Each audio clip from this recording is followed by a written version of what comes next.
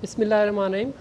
Today my topic is the styles of writing, means the patterns of writing for a researcher, for an essayist, means how to write it, how to express ideas, and how to quote various references in his manuscripts.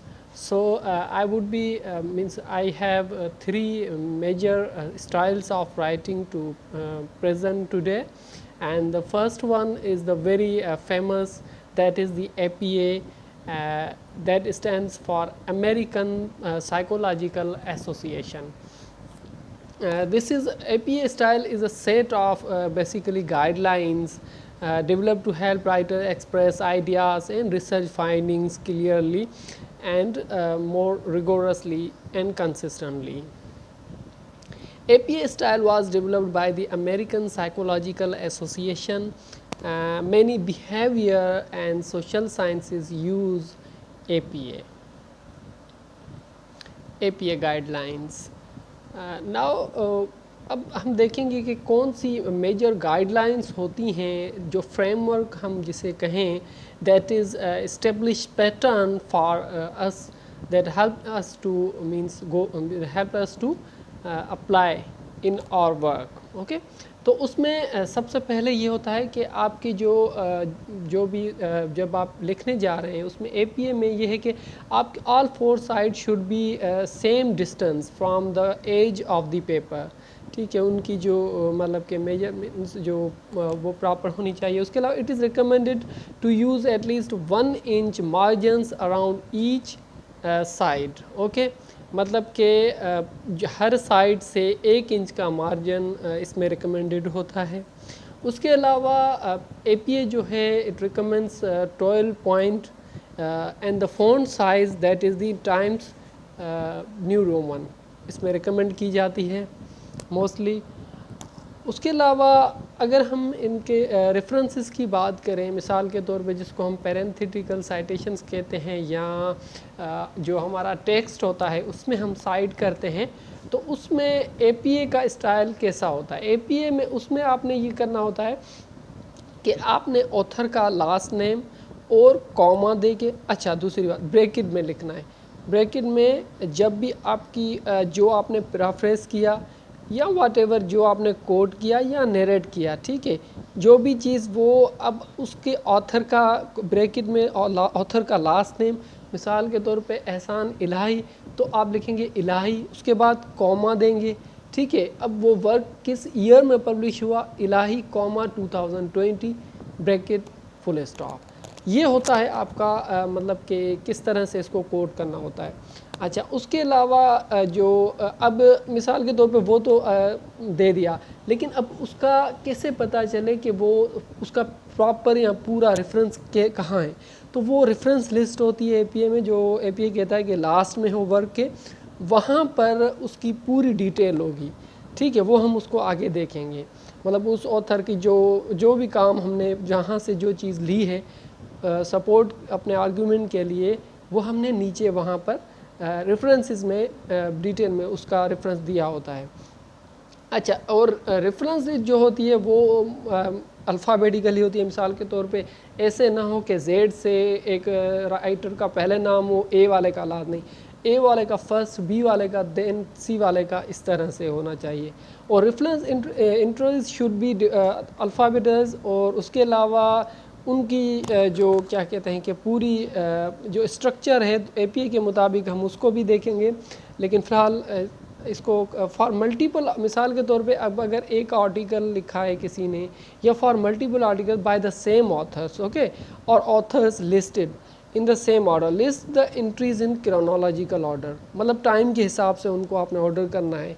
ठीक है, उसके अलावा running heads जो होती हैं इसमें recommended नहीं है किसी हद तक, लेकिन हाँ अगर मिसाल के स्पेशल कोई काम है, मैन्युस्क्रिप्ट्स आप कहीं सबमिट कर रहे हो, तो उसमें आप कर सकते हैं. अच्छा, अब इसमें हम आते हैं पहले जो होता है इसका टाइटल.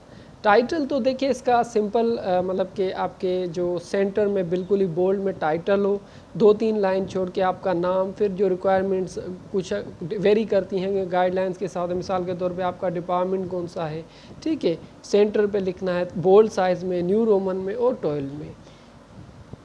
उसके अलावा एब्स्ट्रैक्ट इसमें रिकमेंडेड होता है एपीए में, जो कि एक समरी है, ठीक है। और एब्स्ट्रैक्ट किस तरह होता है, टाइटल के फ़ौरन बाद वाले पेज पे एब्स्ट्रैक्ट होना चाहिए और एब्स्ट्रैक्ट की जो हेडिंग हो वो बिल्कुल सेंटर पे हो, और उसमें नीचे कीवर्ड्स भी रिकमेंड होते हैं इसमें।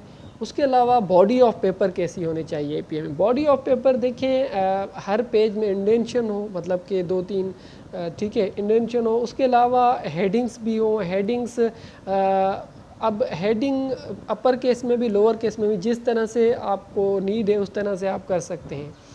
उसके अलावा जो on the next line write the article in bold front and centre, do not underline italicize it at the top of the page at the page number in the upper right. अच्छा, page number जो होता है वो बिल्कुल मतलब जो upper side पे, लेकिन अपर राइट साइड पे ऊपर, इसमें वो रिकमेंडेड होता है।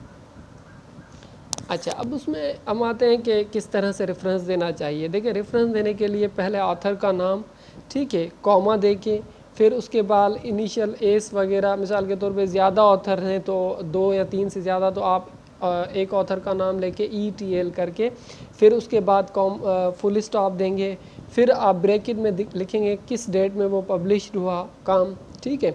उसके बाद फिर फुल स्टॉप, फिर आप देंगे टाइटल ऑफ सोर्स, ठीक है, फिर लोकेशन ऑफ पब्लिशर, ठीक है। उसके बाद फिर आप फुल स्टॉप दे के, अगर मिसाल के तौर पे आपने किसी वेबसाइट से लिया है तो वो आप अर्ल भी उसमें डाल सकते हैं। ये होता है रेफरेंस देने का तरीका एपीए में। अब हम टर्मिनल जो है उसकी तरफ थोड़ा जाएंगे।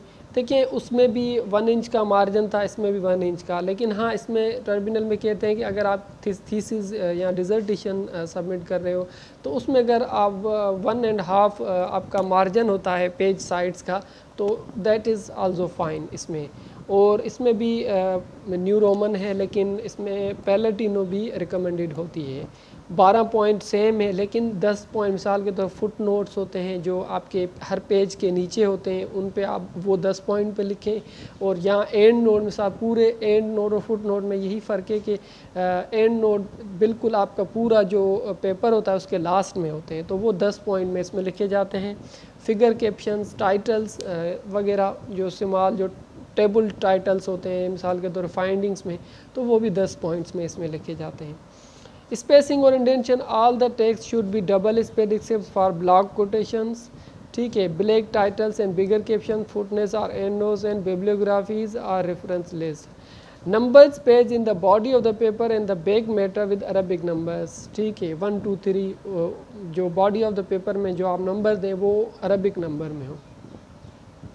टाइटल पेज अब इसमें कैसा होना चाहिए। देखें, टाइटल पेज जैसे मैंने आपको एपीए में बताया कि आपका it must be placed in the बिल्कुल आपके सेकंड पार्ट जो पेज का बिल्कुल सेंटर वाला, उस पे आपका टाइटल पेज पे जो टाइटल है आपका वो हो, ठीक है। उसके नीचे फिर आपने क्या करना है, 2-3 लाइनें छोड़ देनी है। फिर उसके नीचे आप अपना नाम लिखें या फिर जो आपको इंस्ट्रक्टर ने जो इन्फॉर्मेशन रिक्वायर्ड की है वो आप लिख सकते हैं, डिपार्टमेंट वगैरह, नंबर्स, डेट, वो लिख सकते हैं। अच्छा, इसमें अगर मिसाल के तौर पे आप बिब्लियोग्राफी में मतलब अब आपने बिब्लियोग्राफी कैसे देनी है। देखिए, इसमें एक चीज़ वेरी करती है, वो ये होती है कि बिब्लियोग्राफी जब आप देंगे तो आप नंबर देंगे। अब ये बात समझने, मिसाल के तौर पे आपने कोई काम में कोई किसी आथर को या कोई चीज़ टर्म ऐसा कोई ऐसा बुक मेंशन किया, उसके बुक के एंड में आप नंबर देंगे 1 से स्टार्ट करेंगे, क्योंकि पहले को 1, फिर सेकंड, फिर थर्ड। अब ये नंबर इसलिए होते हैं ताकि अब करेस्पॉन्डिंग इनकी जो रेफरेंस है वो बिब्लियोग्राफी में से हम आसानी से ढूंढ सके। तो बिब्लियोग्राफी में से भी सेम वही नंबर दे के वो नंबर देंगे, फिर ऑथर का फर्स्ट नेम, ठीक है, और एंड देंगे, फिर ऑथर का लास्ट नेम, ठीक है। फिर आप क्या करेंगे, टाइटल ऑफ बुक का हो या टाइटल आर्टिकल का हो वो, या सब, उसके बाद अगर सब टाइटल भी उसका हो तो फिर आप वो भी देंगे। उसके बाद आप ब्रैकेट में प्लेस ऑफ पब्लिकेशन भी लिख सकते हैं, ठीक है। फिर आप पब्लिशर नेम भी, डेट भी पब्लिशर लिख सकते हैं, ठीक है। अच्छा, लेकिन अगर मिसाल के तौर पे 2 या 2 से ज़्यादा ऑथर हों, लेकिन ये बिब्लियोग्राफी, अच्छा अगर हम इसकी बात करें साइटेशन टाइप की, तो उसमें थोड़ा इसका डिफरेंट है। उसमें सिर्फ ये होता है कि आपने ऑथर का लास्ट नेम पहले लिखना होता है, कॉमा देखिए ऑथर का फर्स्ट नेम बाद में।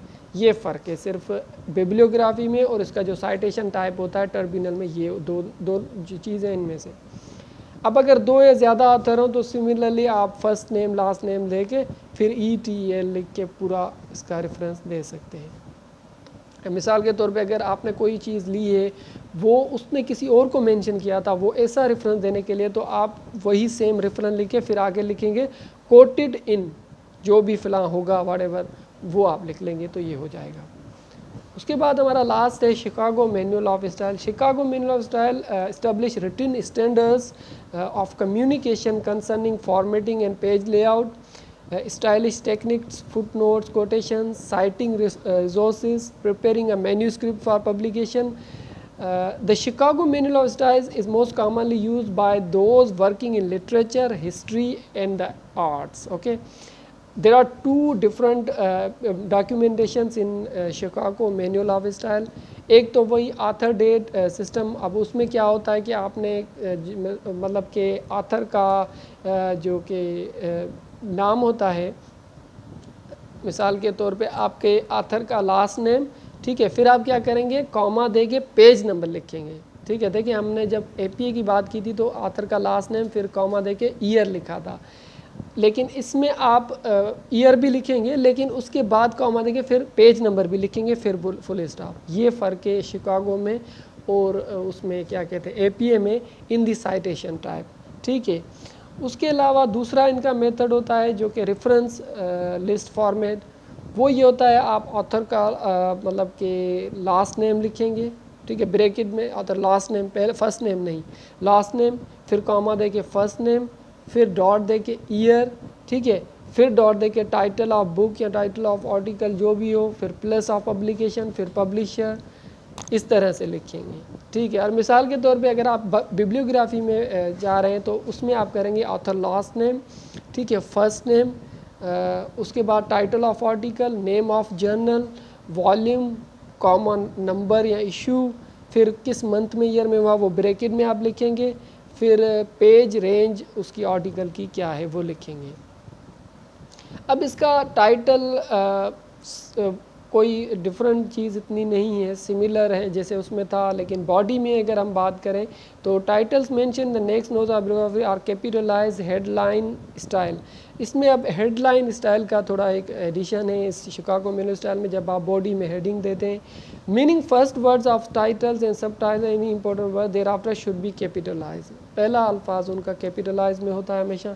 Title in the text as well as in notes and biography are treated with quotation marks और italics based on the type of works they name. Okay, अब अगर रेफरेंसेस की बात करें तो आप label the first page of your back matter your comprehensive list of sources bibliography. Okay, leave 2 blank lines bibliography or references and your first entry, leave 1 blank line between remaining entries. Okay, use and not ampersand and. अच्छा, इसमें and पूरा लिखा जाता है Chicago manual style में, AND, वो वाला and नहीं लिख सकते आप। For 2 or 3 authors right out all name, 2 या 3 ऑथर के नाम आप तीनों लिखेंगे, लेकिन 4 हों या ज़्यादा हों तो फिर आप सिर्फ एक ऑथर का नाम लिख के ETL पे जाएंगे, that is enough. Hopefully it was means I would go on the conclusion। ये 3 नमूने थे, 3 पैटर्न थे। अब अगर मैं अपनी एनालिसिस दूँ इस पे तो APA तो डेफिनेटली हमारी सोशल साइंसेस की एक नीड है जो कि हमें एक फेमसली यूज्ड है और उसमें काफ़ी स्टैंडर्ड जो उसका है वो भी हाईली एक्नॉलेज है उसकी एनालिसिस में। और अगर दूसरी मिसाल के तौर पे शिकागो मैनुअल स्टाइल, वो तो आर्ट में या हिस्ट्री में काफ़ी उसको वो भी यूज़ होता है।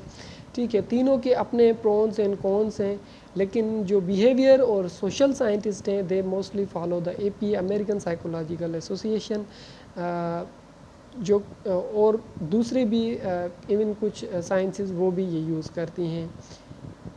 That's all.